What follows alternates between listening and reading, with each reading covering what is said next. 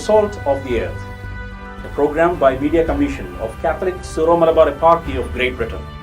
This program is about the life of saints. After each episode, there will be 5 questions asked, which you need to send the answers by WhatsApp.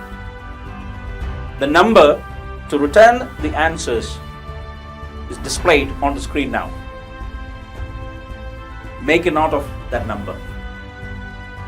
The first correct respondent will be the winner.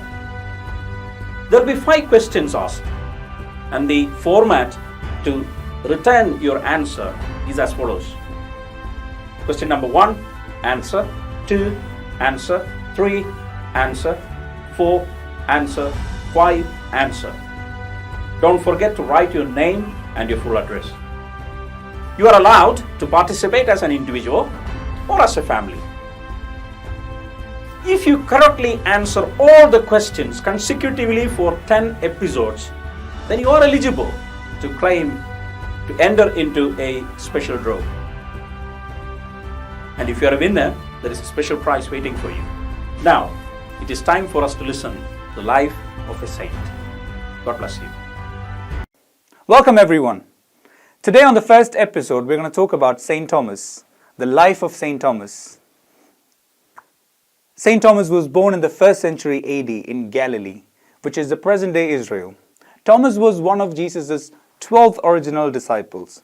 He traveled with Jesus and learned from him for 3 years.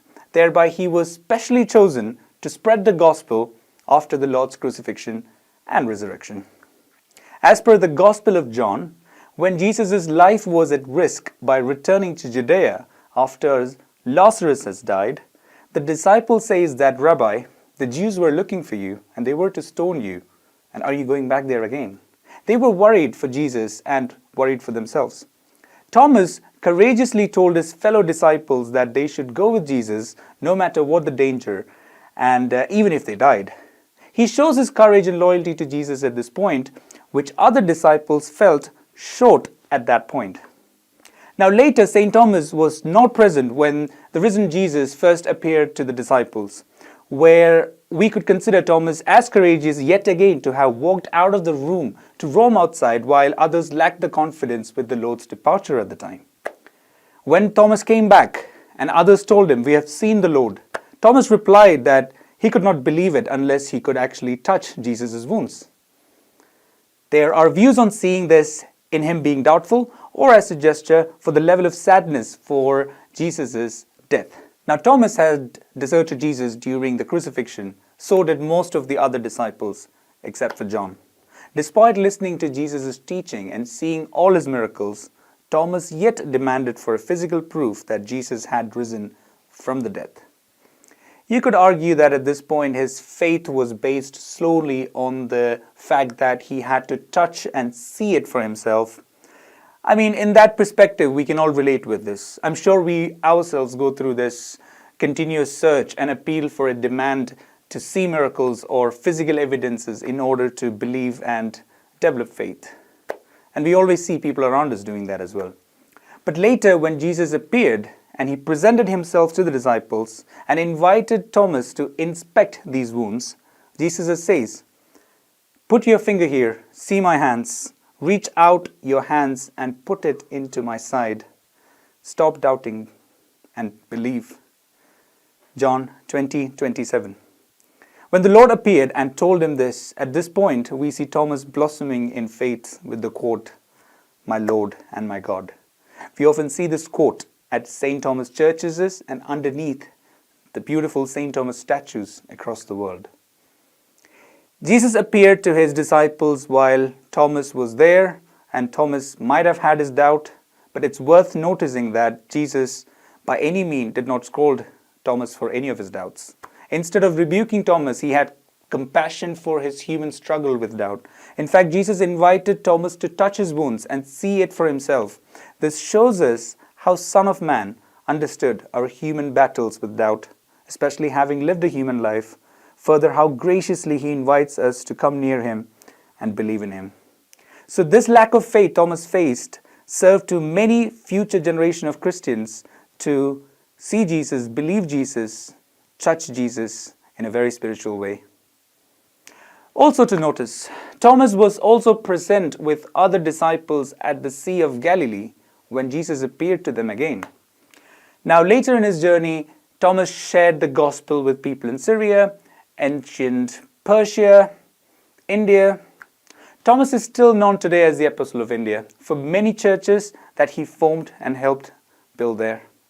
Going far east to spread the gospel yet again can be seen as an indication of Thomas's boldness and courage. The improved vision of the same boldness we see in the first story we shared earlier. Thomas died in India in 72 AD as a martyr for his faith.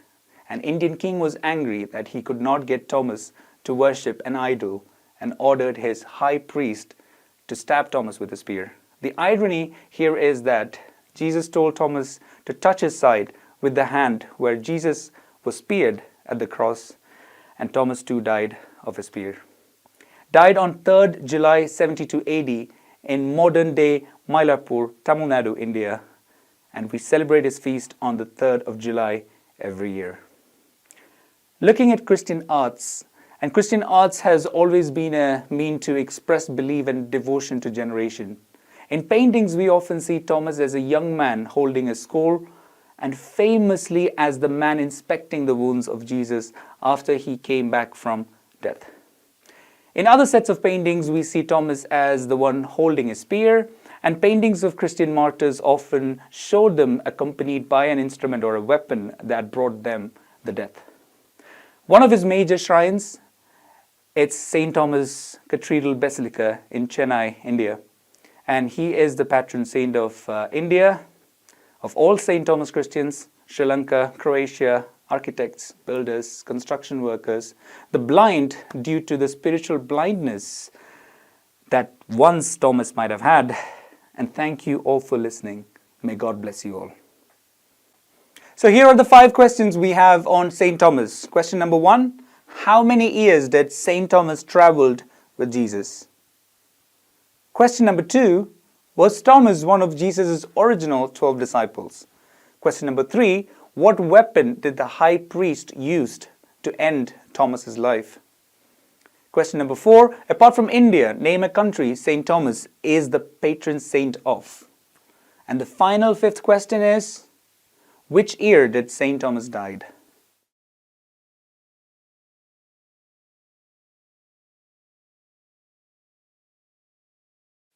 So here we go. You got the 5 questions and you can send the answers from now onwards. If you got the correct answers, don't forget the format, send it to us. May God bless you.